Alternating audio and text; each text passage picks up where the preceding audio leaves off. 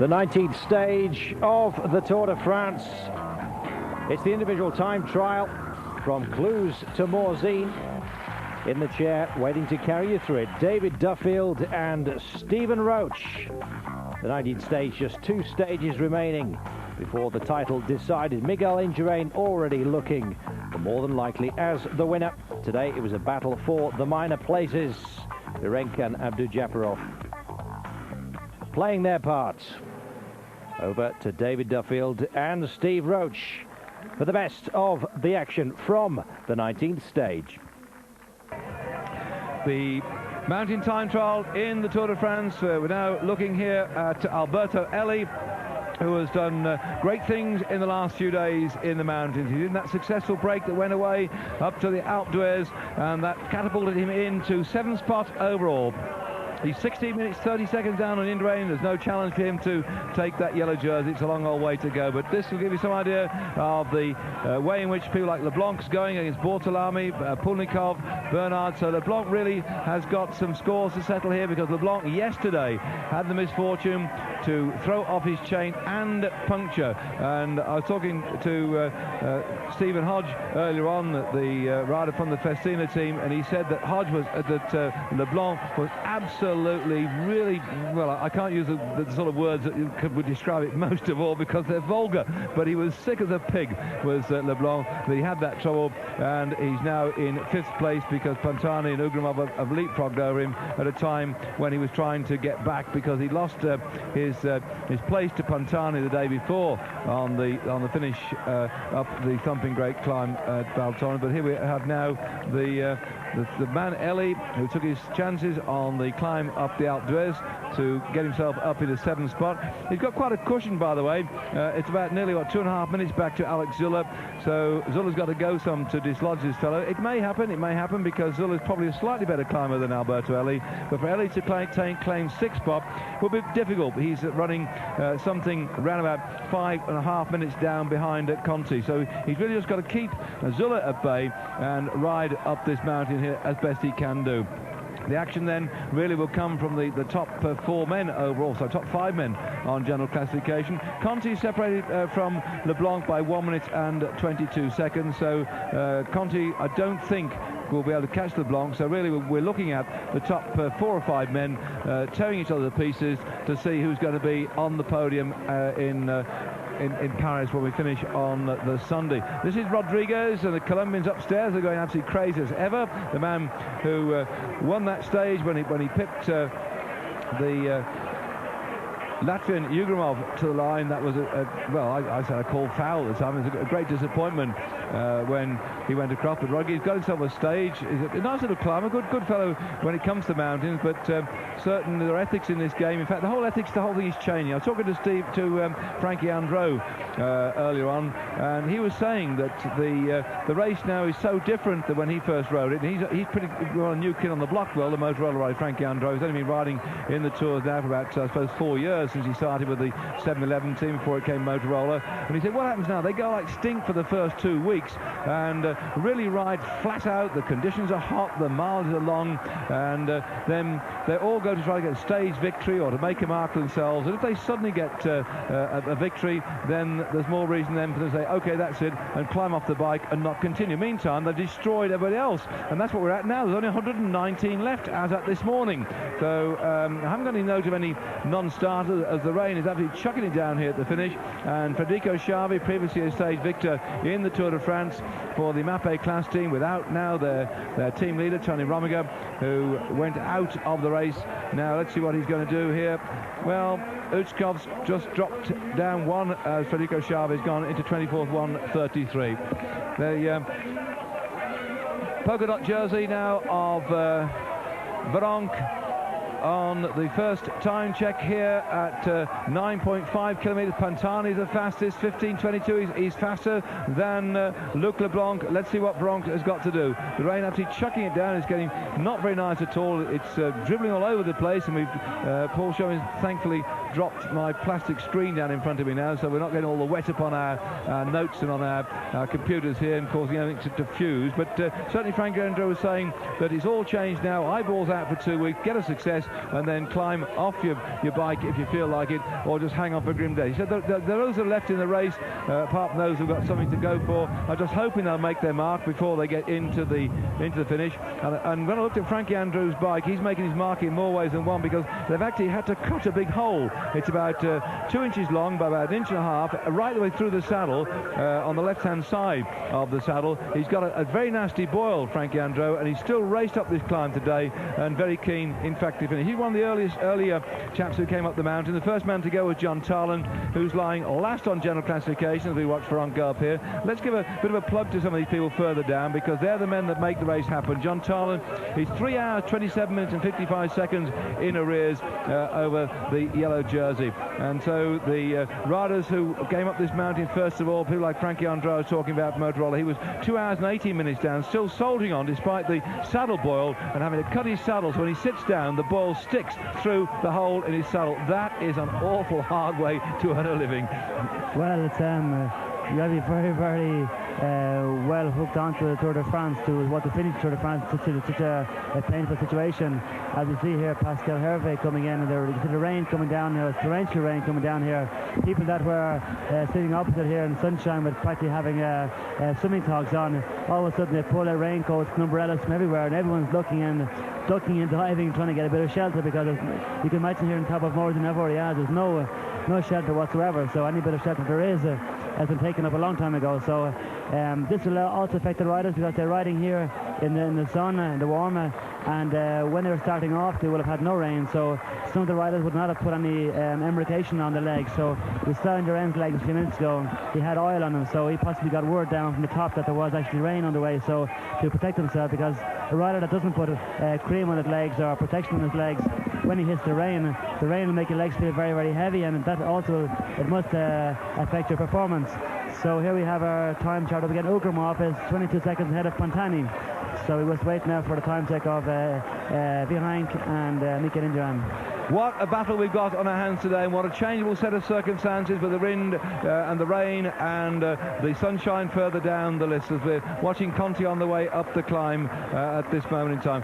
Sheltering underneath some plastic, by the way, he's got over the top of his head, just looking down there to the far end of where we're sitting at the moment, is Charlie Gall. I hope the cameras pick him out later on, because he was one of my great favourites many years ago. Angel of the Mountain is to call him. He won the Tour of Italy twice, and then in his first ride in the Tour de France in 1955, he finished third, having gained 2 stages, and he took the jersey as well as a better climber too. And he went on to take the 2 stages and the mountain jersey the following year, and then in 1959 he won the Tour de France. So the great man Charlie Gall, very pleased to see him here. We've lost track of him for many years. The rumour had it he'd gone into sort of being a life of a hermit somewhere in Luxembourg, and was living in a chalet or a bungalow or someplace way down where nobody knew where he was, but now I'm glad to see him here. Rudy Alti went along, have a chat to him earlier on, one of our co-commentators from Eurosport, and it's great to see the two of them together, because Rudy Alti also a winner of the Tour of Italy,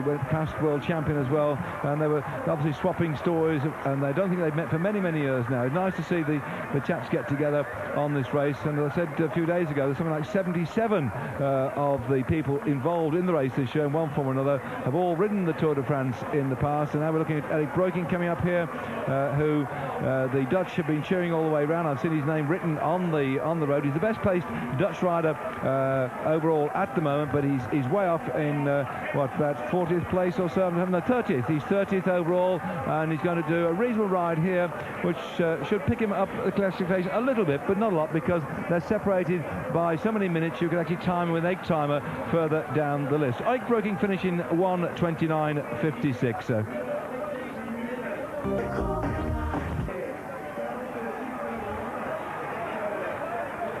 Pogacar sacrificed himself at Pantani. Had a chance to speak to him at all, by the way, Steve, because I think Pogacar's efforts have been absolutely tremendous, haven't they, to ensure that his teammates stayed in contention for that third place. But they have for the last 2 days. He sacrificed first of all his 7th place on GC, and then yesterday he sacrificed his 10th place on GC. So today it will be difficult for him now to get back up on the GC classification, because he's down in 11th place, 24 minutes down, and the 10th place rider is Pascalino, 21 minutes down. So he's 3 minutes between himself and the rider in front of him, who is Pascalino. So it'll be very difficult for him to get back up into the first 10, but at the same time he's showing a great comradeship here also, and also the fact that we were saying earlier on in the week sometimes he wasn't maybe riding enough for his team, whereas the last 2 days he couldn't do any more for his teammate Marco Pantani, so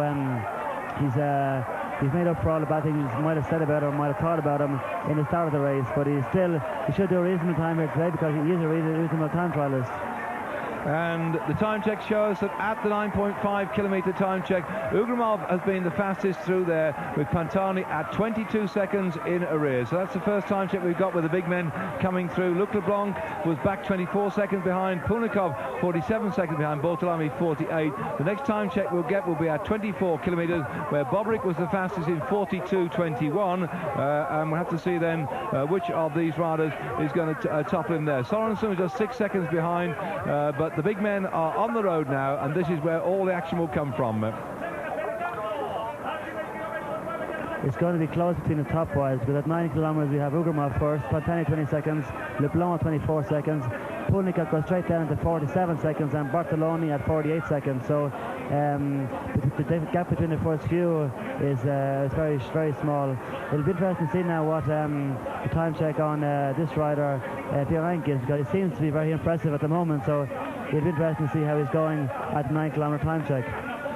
Mahir's time at the finish, 1:31.30. A disappointing day for him. I thought perhaps he was coming back into song, he might have gone a bit better, but that's not to be for the man who finished 4th in the Tour de France last year. Now around about 31st place overall for Mahir. No improvement today, 1:31.30. The fastest time we've got so far at the finish is 1:27.16 by Zaina, and we're looking down at the lovely sunshine down the valley. Let's hope that he comes up with these later riders and improve the circumstances for these tailenders. It is, but here we see Luc Leblanc now in the picture doing a reasonably good ride, but he's riding very close to the right hand side gutter, because he's riding normally in the middle of the, not the middle of the road where the white line is, but the middle of the half of the road you're riding in, because riding in so close to the side, you pick up some small sharp stones maybe, some kid might run out in front of you, where there's cars along the side of the road as you saw earlier on, somebody could open the door maybe, so you have to always think of these things, and Luc Leblanc earlier on I felt he was being too close to those cars for comfort, and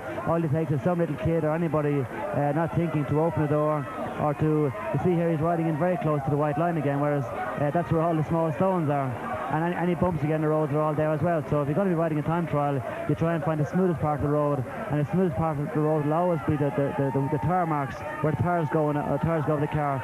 If you're outside that at all, you take a big risk of having small sharp stones being on the road, and risk of getting a puncture.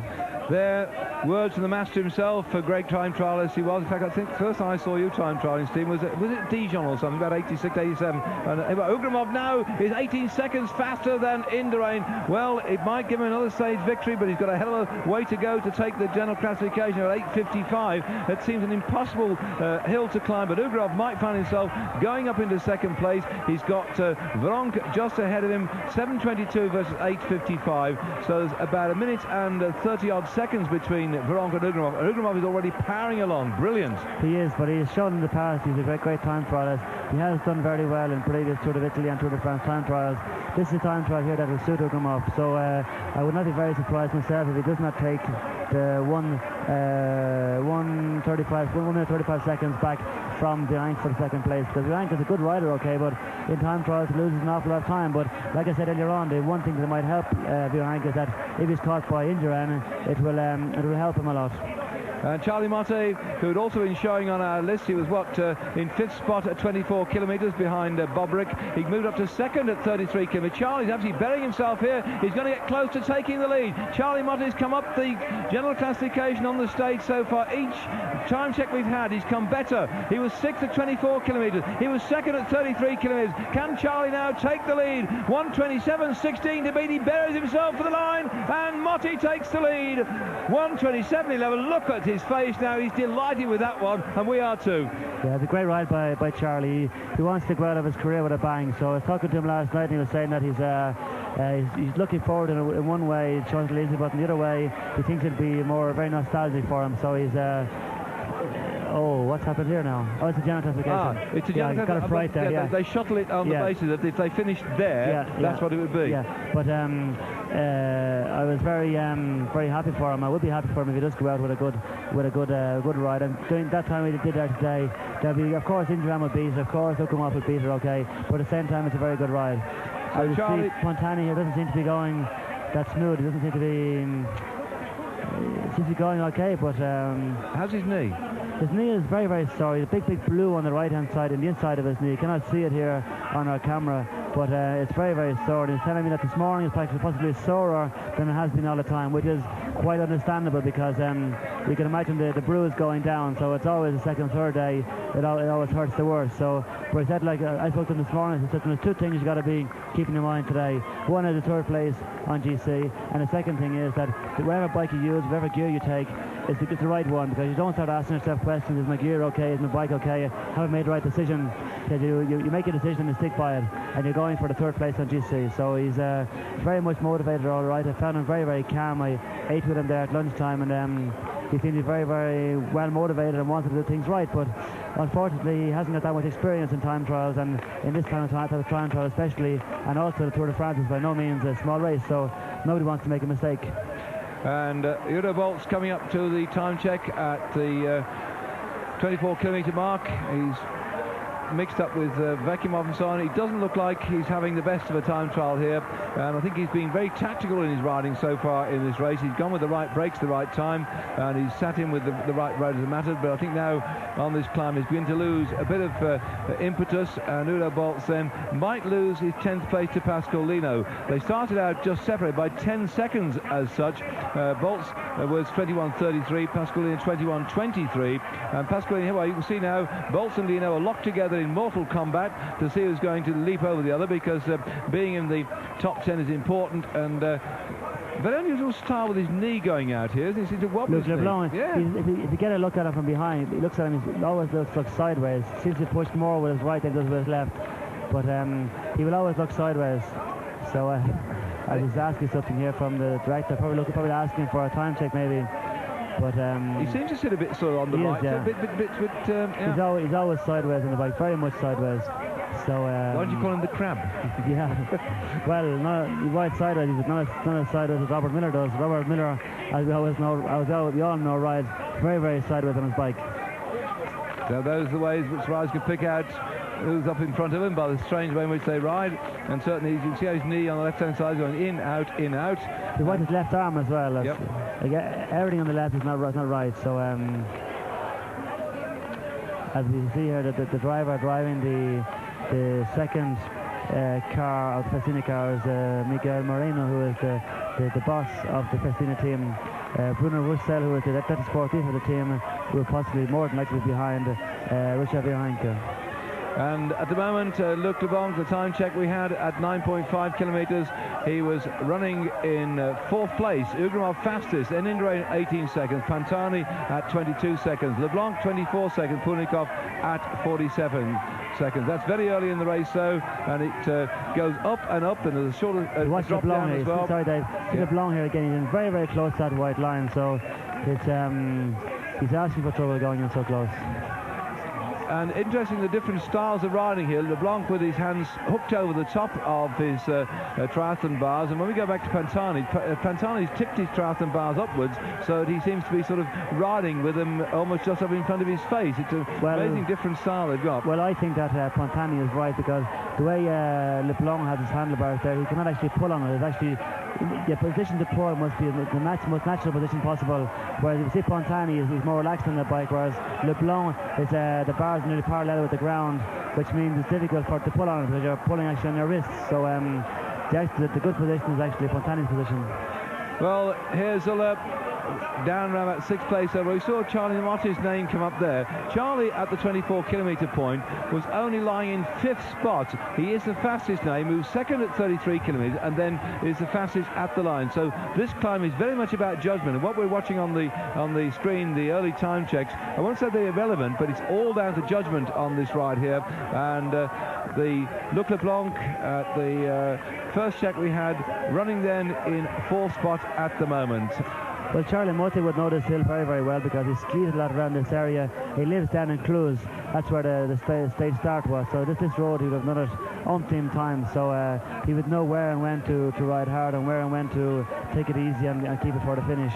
Cluses is a fascinating little place, by the way. Apart from the fact it's located between France, Italy and Switzerland, almost at the crossroads, the fourth largest town. It's also a place where, we're watching Veronk go up here now, they started in the 18th century with making clocks. They were clockmakers. In fact, most farmers doubled as clockmakers, and they made, for, I don't know if you got one yesterday, Stephen, they made a little tiny pump. It's no more than an inch and a half long. It actually functions, a little super thing, because today now they're in what they call undercutting, manufacturing mechanical parts, and machining and so on, and it's a leading maker in this sort of contracting and starting to diversify into high technology industry. It's a fascinating little place with little bits of metal that they form and spin and cut. Mm-hmm. It's amazing on our 9.5 kilometer time check. We don't see behind Cato. We have Ucumov, Indurain, Pantani, Leblanc, Punikov at 47 seconds, but we don't see Richard Verhank. So I wonder, is it a mistake? Is he missing off our charts, or is it that he's running very, very late on the road? Well, what we'll get at the 24-kilometre mark will be that the cameras will pick him up and run the camera clock off the television. The only ones we get here are from Compact, the computer people, and they run it off the side of the road, and they just give us the top 5 they go through and the finish place as well. We'll try and pick up, they also flash up occasionally as riders go through the various time checks, so I'll try and see what Veronk is doing, but he doesn't seem very happy at all. This man here, Pantani, rolling up on a slightly bigger gear than we've seen him before, thanks to the advice, I think, of Stephen, and now he's bouncing out the saddle. This is typical style of Pantani, is to get out and prance around, and he's looking quite comfortable at the moment. He is, yeah. Like he was asking me this morning how I thought he should ride it. I thought he was saying to me, "Do you think I should kind of ride it easy for the first half, and then kind of when I hit the Moors and Avoriaz hill, I should give it everything?" He said, "No. If you do that, you'll be left behind." It's not like if Moors and Avoriaz was a very steep hill, it would suit Pantani. So in that way, he'd be better off kind of riding a steady, strong pace up to the foot of Avoriaz and then giving it everything he had from then on. But I felt that the climb today is not really a hill for him, so he's better off riding a good pace up to it and giving it everything he has then on it, because if he rides too slow up to it, he won't gain any time, or won't gain very much time then going to the top of Avoriaz. Alberto Eli on the checkpoint here at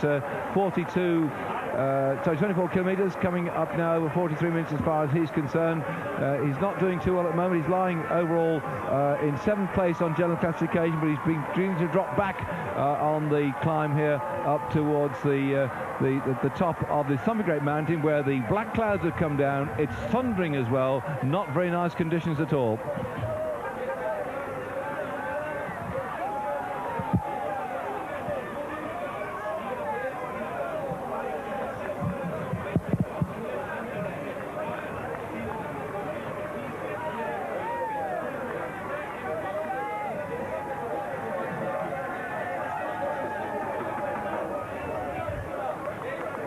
Can we start talking?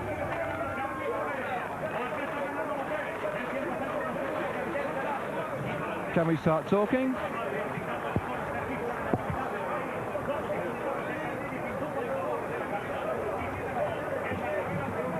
Pantani, now we'll have a first look then at Indurain in the sunshine out on the road. We saw him start further on down, and here he was 18 seconds in arrears at the first time check that we had on the run-up. So a lot yet to play for as far as these riders are concerned now. Just having a look at our computer at the moment, 24 kilometres. That's going to be the real nutcracker, actually. Charlie Moutier went through in 5th place. He's now taken the lead overall by a superbly well-judged time. And here, again, Indurain with a much more shorter grab on his triathlon bars than we normally see. Normally he's much flatter and thrown forward on the flatter time trial, but he's today seems to go on to very short triathlon bars and virtually just tip them up, rather like bar ends on a mountain bike, and just sitting on them. It is. It's possibly because when you're going, the aerodynamics here is not really important, because the aerodynamics of the flat are very important because you're going fast into the wind, but you'll only be doing about 33 kilometers an hour here, so or less than 33 kilometers an hour on the hill, so the aerodynamics are less important. So he has obviously shortened his triathlon bars to give himself more of a climber's position, but at least he can have torque. He can pull on the bars. He hasn't got to pull on it the classic way of pulling on the brake rods. He can pull on the triathlon bars. What's Roberto Conti going to do? He's not going to take the lead off Bobrick at this point. Bobrick still the fastest at this point of 42.21, and he's going to drop back a bit now. So Roberto Conti coming in now. He's going to drop at the 24-kilometre point. He's in what, 6th spot coming up.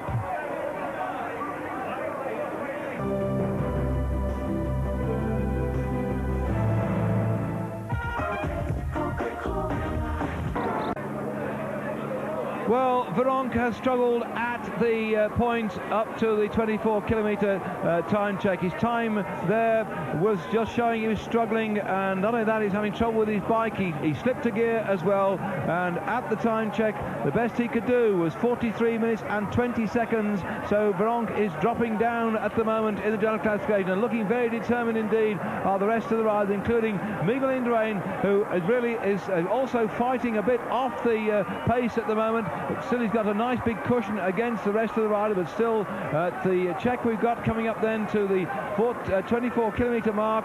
He's not the fastest by any means, but he might be just riding within himself. He knows he's got an enormous cushion at the moment. He's lying third, 41.36. Go on. No, he's not riding within himself. When you're going for a stage winning the Tour de France and in your own speciality, you don't just give it away. He could have ridden within himself and won the stage if he was riding well, but Miguel is not riding within himself. He's riding to ride his best and to win the stage. So don't let anybody tell you that if he didn't have to win the stage, so didn't win the stage. If you can win the stage in the Tour de France, you go out and win it. So if he is beaten today, he's beaten straight out. That's me in my place. Thank you, Stephen. Well, nevertheless, I thought he looked like he didn't seem to be fighting. That's what Miguel doesn't, not very often see Miguel's white teeth. We're seeing his white teeth there today. So and also he's putting the gears in at the right moment. So he's going for it today. But it's not over yet. He may be able to maybe holding a little bit back for the final on the final hill up to Avoriaz. But I would wait for a moment. As Pantani now is the third place, 30. Yeah, that's 32 seconds behind. Yeah, that's as at 24 kilometres. Yeah. If they finished there, that's how it would be. Yeah. I said that this morning to a French journalist. They nearly shot me. I said, well, I think I can see Ugramov take a second place and maybe put Pantani getting third place. Hey, Stephen, don't say that when you're on the air because you'll be shot. I get shot too regularly, don't worry about that. Well, I've got size 12 and I put my foot in, I put it in a big way, I can tell you. Everybody knows about it. So Veronk is the man who's suffering today on this mountain time trial, which we've had in the Tour de France over the last 10 years. We look back at them. The one from Lechelle-la-Rouche, 22 km. Laurent Fignon won that one in 1984. 87, Carpenter up the Ventoux. Bernard, as Stephen Roche was saying, won that one. In 1988, Grenoble to Villard-de-Lans, 34.5 km. Delgado got that one. The Gap Orsier-Melette in 1989 was won by Rooks.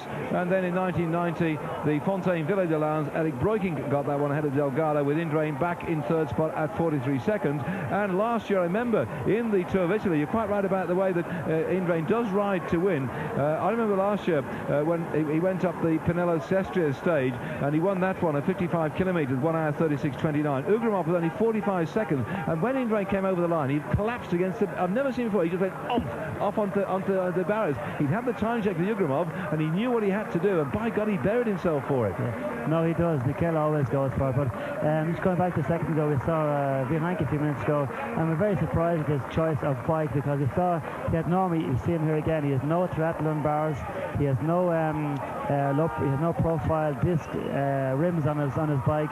He's a very standard bike here, so I'm very surprised with the decision with the choice of material. You see even Luc Leblanc here, he has the profile, not Luc Leblanc, sorry, that's Ugramov. With the water on our screen now, it's difficult to see who is who, but Ugramov has a normal bike, but he has those profile rims, so maybe it's a mistake also by Virenque.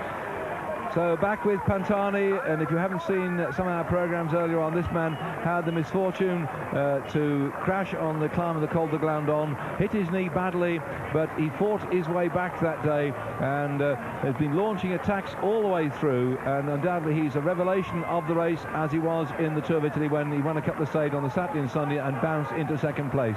Well, actually the rain here coming down on his leg is not going to help him at all, because you have a small little descent before you go down into Morzine, so it's hopefully the descent, the coldness and the descent of the water will not do his knee any harm, because then he must start a sharp climb up to Avoriaz. So if his leg is going to be very cold and very, very painful, it might affect him on the start, on the first kilometre or two of the hill. So looking at his knee this morning, it was very, very impressive, very, very blue and very much bruised. So I just hope the rain now that Ugrimov is encountering is not going to affect him so much.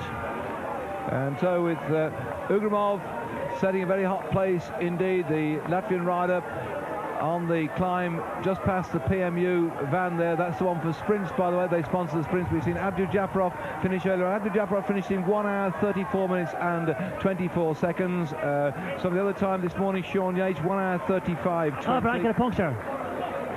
Brian had a puncture. We just saw him. Sorry, Dave. That's fine. No, you jumped in. I just saw something happened there. We don't know what happened exactly, but I just saw him either he slipped and came off, or he had a puncture, but something happened to him. We just saw him being pushed away. So we might get the slow motion action replay of that one later on. He's already had a problem as we went to the break. His foot, it looked like he came out the pedal, but he slipped a gear, didn't he? He slipped a gear, and that made his foot come off the pedal. So maybe was he having gear trouble, and he just decided he was going to change his wheel, because as you start going uphill, as you know, you're putting a lot of pressure on the sprockets in the back, and if you're going uphill, your chain will keep jumping on the sprocket. So maybe was he being cautious and changing his wheel there, and we don't know. We may get an action replay of it later on, but for the moment, I like yourself looking at the television at home. I just saw the slight instance behind getting pushed back on again, so it's difficult to say.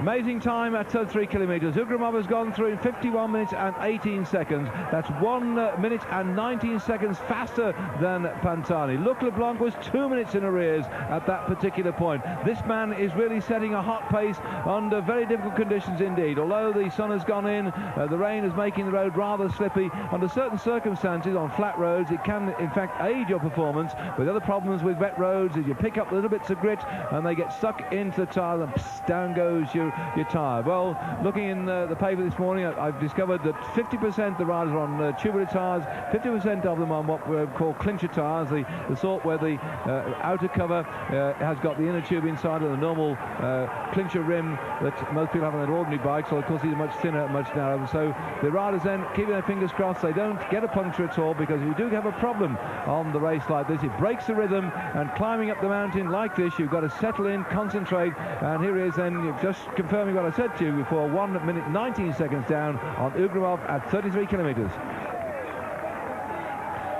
The crowd parting. They've been out since early this morning. They all came out with their actually what happened, Scott News back in the race straight, what happened was behind lost concentration in one of the corners and went straight on, couldn't get around the corner, and he just at this moment being caught by Mikael Indurain. We can't see it on the screen, but it's a very important point now for Bianca. So Stephen, listening to race radio, picking up the information out there on the course. I'm picking up the facts and figures here for you, the two of us, then bringing you, we hope, what are one of the cracking stages in the Tour de France. It's been a great race throughout the whole of the stages we had so far. This stage 19 from Claus to Moutiers-Cluses, right up into the mountain. There you can see the clouds hanging over the top where the crowd are waiting for the finish, and it's 1,850 metres, and this man is in all sorts of trouble. His gear jumped, he pulled his foot out when his gear jumped, and now, according to race radio picked up by Stephen Roche, that he has gone almost straight on at one of the corners, so he's burying himself. But the last time check we had showed him to be way out of contention. 43 minutes 20 seconds at the 24 kilometre, and the fastest man through there was Ugrimov, 40.18. So Ugrimov is going through at least 1 minute and nearly 20 seconds ahead of Veronk. So his position now is under threat. He's gone past him on the general classification, because Veronk this morning was 1 minute 33 ahead of Ugrimov. So Ugrimov could be facing second, Pantani third, and the French were hoping that they still could get a rostrum position, a man up on the podium at the finish in Paris. And this man's got to bury himself. There's a long way to go yet, though. Only halfway through the race, or just over halfway through the kilometres, 47.5 to the top. That's 30 miles of hard work. It is. Just listening once again to an interview of Bianca this morning, he was saying that he was possibly making excuses for himself, but he was saying that he felt a bit tired after the last few days. But as I've been saying on on Eurosport for the last 2 days that he's using up so much energy sprinting away for stupid sprints for a couple of points here, a couple of points there, when there's no way you can be caught. So in one way, we don't mean to be bad about it, but it's just kind of it's normal what's happened to him. Maybe the next time you'd think more about the smaller riders, let them get more premiums and keep his own energy for like today. Indurain on the road. This man Ugramov, the fastest so far. Ugramov still on the climb up here, setting the fast time. Yes, interesting then, there comments about the way he was getting those points, Stephen, because at the moment on the King of the Mountain, he's got 380 points, and nearly won Pantani, 197. He's nearly got double the points of anybody else, but he was still bombing away on the top of those climbs, and you're quite right, perhaps a little bit of less effort might have helped him today. Sure, like the Tour de France is not won any one day. You win it every day, so or you lose it, or you can lose it any one day, so you have to be thinking about tomorrow all the time, and like all the time thinking tactically as well. So I think it was a very bad tactic of himself, and possibly Bruno Russell, his better sportif, should have been more strict with him and told him, listen, Richard, it's the Tour de France, it's not Paris-Nice, it's not Dauphiné Libre, this is the Tour de France. So every bit of energy you need, every bit you can keep it for tomorrow.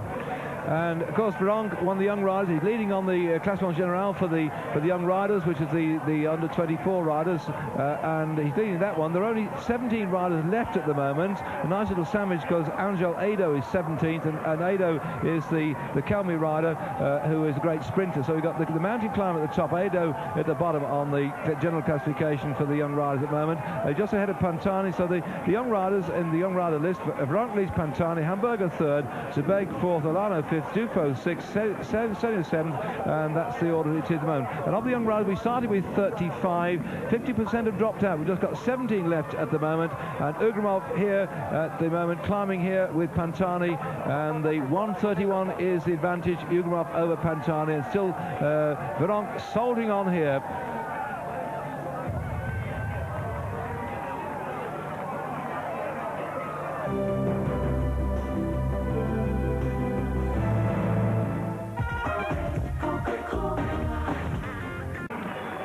Pantani getting toward the top of the climb. This is where it really begins to hurt now. The narrow roads, the crowd just parting, and up in front you can see the motorcyclists going through. The club down in Cluses have put up, not only do we have gendarmes, they've also put their own motorcycles to try and clear the people through, and I've seen no less than 4 of these Honda Golden Wings parked at the back of here, because we've got all these riders here being shepherded up by motorcyclists. You've never seen such a beautiful collection of motorbikes in all your life as Conti comes in here. Again, a revelation in this race. Conti took his first ever stage victory in the Tour de France, first ever victory as a professional on the Alpe d'Huez, and he is in 6th place overall, 10:51, and by the look of that ride there, when he's going to finish close to Rolf Sorensen, he should stay in 6th place tonight. But the next man who should be coming into sight will be Luc Leblanc, who we haven't seen much of on our cameras, but Luc Leblanc has been struggling. The last time check we had at 43 kilometres, he was 3 minutes and 8 seconds down. Well, Conti might have taken the place of Luc Leblanc, because Leblanc is in 5th place, only some 40 seconds ahead of Conti. So if Leblanc is on a very bad day, Conti might even take over the 5th place of Luc Leblanc. So the positions changing in this time trial. Very often it's down to a foregone conclusion, but this is not a foregone conclusion. The hill is so hard and the race is so tough and the legs are so tired, as Indurain now plying his way up, last man on the road in the yellow jersey. Pantani inside 1 kilometre to go. Yeah, Pantani is suffering here. He's giving it everything he has to finish this last kilometre. The last 500 metres starts going, and don't say it goes down, but it's more of a flawless flat than actually a climb. So Pantani knows this. He saw it, went out and saw the road last night, so he's giving it everything he has here to try and get his 3rd place from behind him. And we haven't seen much of Luc Leblanc. They've been concentrating on this man here, and Ugramov. Leblanc last time we saw was at 3 minutes and 8 seconds down on Ugramov. We didn't get a time check then for Conti, so it could be touch and go then for that position, as the riders here, the reason that road is divided is so the cars can go back down the other side, and Leblanc battling up here. Well, he's come back good. He's come back good at the moment, but can he take the lead for a short time, because he's still down on Ugrimov, down on Pantani at 43-kilometre check. But Charlie Motti's time, 1:27.11, is up for grabs. Luc Leblanc would just love to take the lead. Look at the expression on his face. He's burying himself. He is, but you can imagine like Ugrimov is going behind 2 minutes faster than him, so it's great now. He's got the best time, but when you see the other boys, the big boys coming in now, here's Pantani coming in now, so Pantani's taking over 2 minutes out of him coming up here. So a short-lived success for Leblanc, who's taken the lead from Charlie Motti. Motti did a great ride for a man who's going to retire from the Tour after this one. But now then, as Pantani comes in, the leaderboard is going to change yet again. A brilliant ride then by Marco Pantani, who at the last time check we had was 1 minute 34 seconds down on Ugrimov. Ugrimov then still down the road there. What is Pantani going to do? He's really going to decimate the time of Luc Leblanc as Pantani comes up now then, next to finish with Ugrimov. Then Veronk, then Indurain. We've got an absolute cliffhanger here as the positions are taking a new dimension in general classification. As Leblanc is pushed into second, 1:24.37, 2 minutes and 12 seconds faster. What a ride! Incredible ride by Marco Pantani. Now you have Ugrimov now who's coming in another minute and a half faster than Pantani. So this is a fantastic race. It normally gets beaten by a couple of seconds here and there, but there's minutes now between these riders coming in now. Well, I don't think I've seen anything quite like this, Stephen. You're quite right. Normally, there's only seconds in the time trial, and I've never seen so much drama towards the end. Often, well, this place changed, that place changed, but this time we've got a tremendous battle going on. Oh, it's incredible. Like it's great. Like it's a pity in one way that Mikel Indurain is. You can imagine Mikel Indurain wasn't in the race. The winner, the first three places on the podium would have been decided today in this time trial. What an incredible race it would have been. It is an incredible race anyway, but it would have been even better if the three places on the podium had been decided today. Well, I think going into 1995, and a number of people want to challenge Indurain for that yellow jersey, it just shows a lot of new challenges coming forward. As the older riders have dropped out, Capucci dropped out, Romiger's dropped out, so Ugrimov and Pantani have given us something to go for. The way Leblanc's been riding, the way that Veronk has been riding, we've got some cracking riders here in the Tour de France, giving us a great race, even if they are battling for second, third, fourth and sixth place. Nevertheless, they're showing then that Ugrimov, who got yesterday's stage victory, looks like he's going to get another one today. Ugrimov then, 2 stage victories on the trot and a second place 3 days ago. What a great ride. 1:22.59. 1.5 minutes faster than Pantani, but this should maybe guarantee him his second place on the podium in Paris. But Pantani is still ahead of Leblanc. We don't know where Veronk is, but it must be at least 1:34, 2 minutes down at this moment. So at 43 kilometers to go, Pantani has the third place on general classification. So hopefully he can hold it. As you see, Mikel Indurain is struggling, and also Veronk as he jumps in the front of his bars trying to get the more power of his bike. We'll have to go back in the record, Brooks, or somebody will do, Steve, because I don't remember seeing Indurain here on the 43-kilometre point. Ugrimov first, Pantani second, Leblanc third, Indurain 3 minutes and 18 seconds behind Ugrimov. That is tremendous. Normally it's Ugrimov in the place of Indurain normally. Indurain in the place of Ugrimov. No, it's incredible, but this happened last year. Remember last year Miguel said, "Oh, I lost it because I had a problem with the hay fever or a cold or something." But here he is again, the same day, second last day in Tour de France. Here he is going under. The same thing happened 2 years ago in Tour of Italy, went under as well. So, but you should never say die. Never put your arms down. Miguel is beaten. All you got to do is going to put him on the same level as yourself and go out and try and beat him. Whereas I feel today a lot of riders say, "Well, okay, Miguel is too strong. We'll ride in second place." Whereas it's wrong. And but fair play to the youth of today, and this new blood coming in with Veronk, with Luc Leblanc, with Pantani, Ugrimov. Not so much new blood, but new to the top of the first three places in the Tour de France. Well, Ugrimov frightened Indurain last year in the Tour of Italy when he got within 45 seconds of him on the uphill time trial and took second place in the Tour of Italy last year. Ugrimov wasn't so strong in the Tour of Italy this year, nor was Miguel Indurain, and that was disappointment, I suppose, as far as they're concerned. But both have come back in form for the Tour de France, but this man wearing number 1 on his back still doing enough to keep that number 1 on his back. And we've got 2 fairly flat days into the finish at the Champs-Élysées on Sunday, when I'm sure the Benestos will get round Miguel Indurain and protect him against any breakaways, because we've seen it happen in the past, in the early part of the race. Breakaways get away and pick up plenty of minutes down the road, but it could make it very interesting, because Ugrimov rides with this very active collective Gewiss-Ballan team who will not let this race go right the way, I'm sure, until we finish on the Champs-Elysees. They won't, but Mikel, all he has to do is watch Ugrumov now at the moment. So, and it's fairly flat status. So Mikel will have the whole team, the whole 8 or 9 of them, whichever, eight of them left with him. So all the riders of his team will be with him now through the power. So I can't see any way that anybody can get away. Any of those men in the front anyway, getting away from Mikel. There's no more difficulties now anyway. So the classification tonight will be more or less the same when it hits powers on Sunday. But this morning, Ugrumov started out 8 minutes and 55 seconds down on Miguel Indurain. The last time check we had, Indurain had lost 3 minutes and 8 seconds. So Ugrumov is getting to within 5 minutes of Indurain on the general classification. The arrivals we got so far at the finish line. Ugrumov, the fastest we've got, and he certainly is going to be the winner of this stage in 1 hour, 22 minutes and 59 seconds.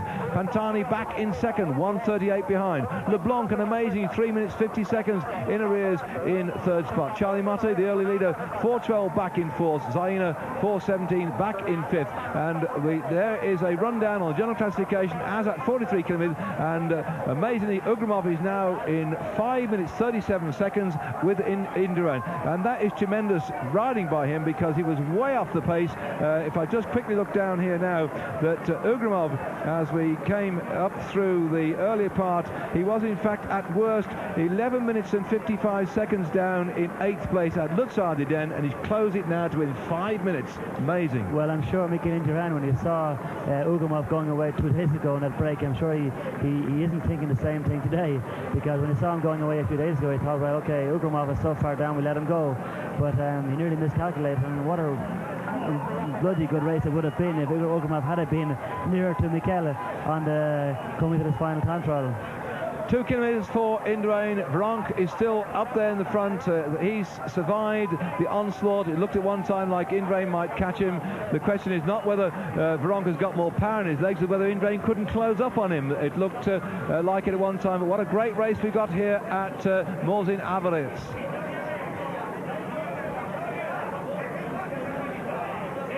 Veronk bouncing out the saddle, the misfortunes further down the course when he jumped a gear and pulled his foot out, and when he went into a corner and nearly lost the bike as well. And now forgotten, he's digging deep. He started in second place today on general classification, just 7:22 down. He's going to lose that because we saw at the 24 kilometre point he'd lost something around about 2 minutes on Pantani. He'd lost over 3 minutes on Ugrumov. Ugrumov, who's home and dry. I use the word home and dry. It's actually pouring down with rain at the moment. He's not home and dry, he's home and sweaty at the moment. Ugrumov, the leader on our computer here, 1:22.59, and only 2 more went to finish. He might even lose the 4th place at general because LeBlanc put in a reasonably good ride. So LeBlanc was only 2 minutes behind Veronk on general starting this morning. So LeBlanc for the moment is going very good. So Veronk might even lose his 4th place to Luc Leblanc.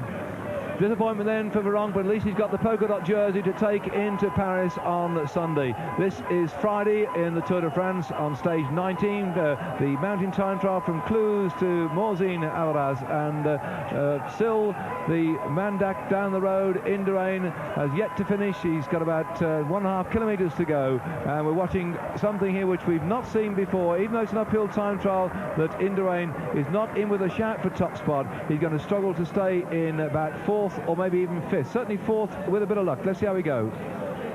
It's a fantastic ride though by Ugrumov, because he has done 2 respective days. He's done 2 incredibly long breakaways. He's had an incredible breakaway the day before yesterday, and yesterday he was away again practically for the second half of the race. Won the stage yesterday. Here he is again now today with still more reserves coming out and winning the stage. So it's a fantastic ride by Ugrumov. This race down now to 119 riders. Amazing when we look back over the list. We've not seen so few until way back in 1983 when only 140 started and 88 finished. The decimation of the riders caused through the heat, the fast pace, and everybody's attempts to win a stage or take the yellow jersey. All the survivors then will be fortunate then, looking forward to a couple of flatter days. But this race is not over by any means yet as we head down in toward the finish at Paris. We've got a long old haul tomorrow night, those of us who are travelling up by car to Paris to finish, and they'll all receive a hero's welcome. If you can make your way to Paris to the finish, please do so, because all these 119 riders in the race have given us a cracking ride. Even at this late stage now, we're seeing something we never expected to see. The Indurain struggling to stay in the top 3 in a time trial. It's an uphill one, normally with the strength that he's got on the roads like this. It wasn't a real steep backbreaker. They've just been constantly riding up to the top of the climb at 1,850 metres above sea level. They've been climbing for 1,400 metres over the last 47.5 kilometres. That's just on 30 miles of action. And when you think of that, a time of Pantani to cover the 30-mile uphill time trial in 1 hour and 22 minutes and 59 seconds, it's almost unbelievable. Well, it's great to see Pantani, new blood, coming into the first Tour de France and doing so well. So Richard Viank has been in the Tour de France now for the last 2 years. This is his third Tour de France, so he knows what it's all about. But he still hasn't learned so much. He still has an awful lot to learn in front of him. So in a way, if he had been second in the Tour de France, maybe he would have done him more harm. Whereas now that he's been knocked off the winner's podium and knocked maybe at the 6th place overall, from 2nd place overall on the last day, maybe he'll start thinking now about where did I go wrong. Well, he's in the final few metres, coming round the corner, in sight shortly. The zigzag, it does twist and turn a little bit here, but look how far down he is. Up there, top left-hand corner of your screen, Ugramov's time 1:22.59, which has given him the victory in the stage. No way that Veronk's going to topple him, nor Indurain is further down. Veronk is absolutely bouncing all over the place here to try and stay away from Indurain. He's done it, but he's going to have great difficulty just to finish in 15th spot. He's fighting hard now, and Perini's time. Perini, amazing. Look at this, he's keeping out slower than Perini. Even now, just to get Bjorn Rees, this is a turn-up for the books, this one. He's going to cross the line in 1:29.03. He's lost 6 minutes on Ugramov today. I think an Indurain arrived just behind Ugramov, but he wasn't on a great day today. Okay, he's won the Tour de France, but he wasn't on a great day today. 26.17 then, and what a deficit between himself and Ugramov. He flashed across the line there, and that was about 3 minutes and 20 seconds or so. I'll wait for official confirmation of that one for the gap back to Indurain. But amazing then, Ugramov now is inside 6 minutes away from Indurain. 2 more days to go. That sounds an almost impossible gap to close down, but it just shows the courage of Ugramov and the disappointment then for Indurain. But this is the man who won the stage.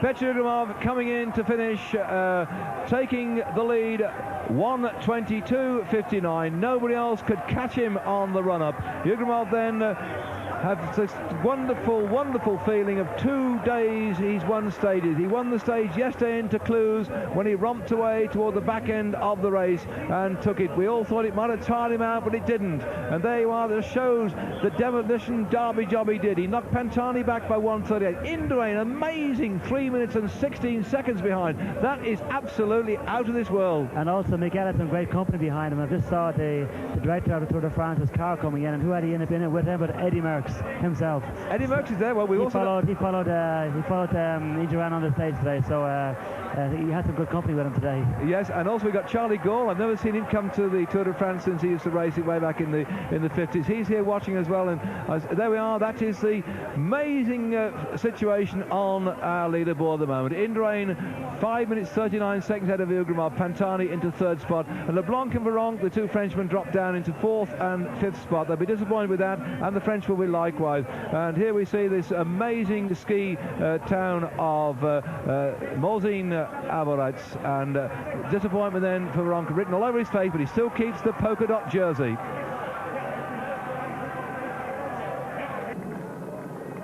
And the picture of the day, who else but Piotr Ugramov, a sensational time trial he had, finishing so far ahead of the field. It was unbelievable. 1 minute and 38 seconds clear.